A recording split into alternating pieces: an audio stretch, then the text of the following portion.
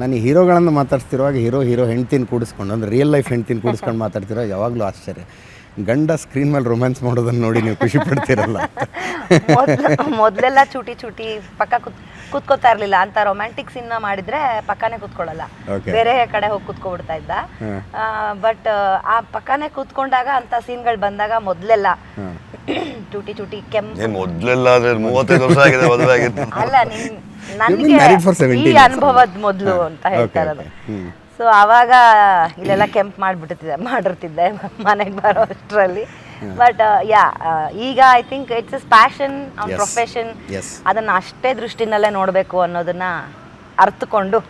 ಎಷ್ಟರ ಮಟ್ಟಿಗೆ ಇನ್ವಾಲ್ವ್ಮೆಂಟ್ ಇರುತ್ತೆ ಕತೆ ಇಲ್ಲ. ನೀನು ಈ ಕೆಟ್ಟಿ ಒಂದು ಕತೆ ತಗೊಂಡ್ಬಂದಾಗ ಈ ಕತೆ ಚೆನ್ನಾಗಿದೆ ಹಿಂಗಿರ್ಬೇಕು, ಚೆನ್ನಾಗಿದ್ರೆ ಮಾತ್ರ ಡಿಸ್ಕಸ್ ಮಾಡ್ತಾನೆ, ಚೆನ್ನಾಗಿಲ್ಲ ಅಂದ್ರೆ ಡಿಸ್ಕಸ್ಸೇ ಮಾಡಲ್ಲ, ಆಮೇಲೆ ಆ ಸಿನಿಮಾ ಮಾಡೋದು ಇಲ್ಲ. ಸೊ ಚೆನ್ನಾಗಿಲ್ಲ ಅಂತ ಅನ್ಸಿದ್ರೆ ಆ ಪಾತ್ರ ಅವನಿಗೆ, ಯಾಕಂದ್ರೆ ಸಿ ಹಿಸ್ ಕೆರಿಯರ್ ತುಂಬಾ most of the movies apart from Sanju weds Geetha ಇರ್ಬೋದು, ರೊಮ್ಯಾಂಟಿಕ್ ಆಗೋಯ್ತದು ಎಲ್ಲ ಎಕ್ಸ್ಪೆರಿಮೆಂಟ್ಸ್ ಸಿನಿಮಾಗಳು ಮಾಡಿರೋದು. ಇವನ ಅನುಭವದಲ್ಲಿ ಇಂತಿನಿನ್ನ ಪ್ರೀತಿಯ is a big challenging role. ಅದು ಕಷ್ಟ ಮಾಡಕ್ಕೆ, ಅದು ನ್ಯಾಚುರಲ್ ಆಗಿ ಬಂದಿದೆ ಅದು ಅನ್ನೋ ಥರ ಅನ್ಸುತ್ತೆ. ನಿಜವಾಗ್ಲೂ ಇಡೀ ಸಿನಿಮಾ ಕುಡ್ಕೊಂಡು ಮಾಡಿದಾನೇನೋ ಅನ್ನೋ ಥರನೇ ಅನ್ಸುತ್ತೆ ಅದು ನೋಡಿದ್ರೆ. ಸೊ ಆ ಥರದ್ದೊಂದಿರ್ಬೋದು. ಮತ್ತೆ ಮುಂಗಾರು ಅದೊಂದು ನೈಜದ ಘಟನೆ, ಅದು ಆ್ಯಕ್ಚುಲಿ ಬದುಕಲ್ಲ ಆಗಿದೆ.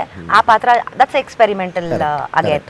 ಸಮುದ್ರದೊಳಗಡೆ ಆ ಕೊಚ್ಚೆ, ಇದು ಬಾಂಬೆಲ್ ಶೂಟಿಂಗು ಅದೆಲ್ಲ ಅನುಭವಿಸ್ತಾನಲ್ಲ. ಐ ಫೀಲ್ ಆ ಸ್ಟ್ರಗಲ್ಗೆ ಐ ಫೀಲ್ ಇನ್ನೂ ಪ್ರತಿಫಲ ಸಿಗ್ತಾ ಇಲ್ಲ ಯಾಕೆ ಅನ್ನೋ ಒಂದು ಚಡಪಡಿಕೆ ಇರುತ್ತಲ್ಲ ಹೆಂಡತಿಗೆ, ಅದಿದೆ.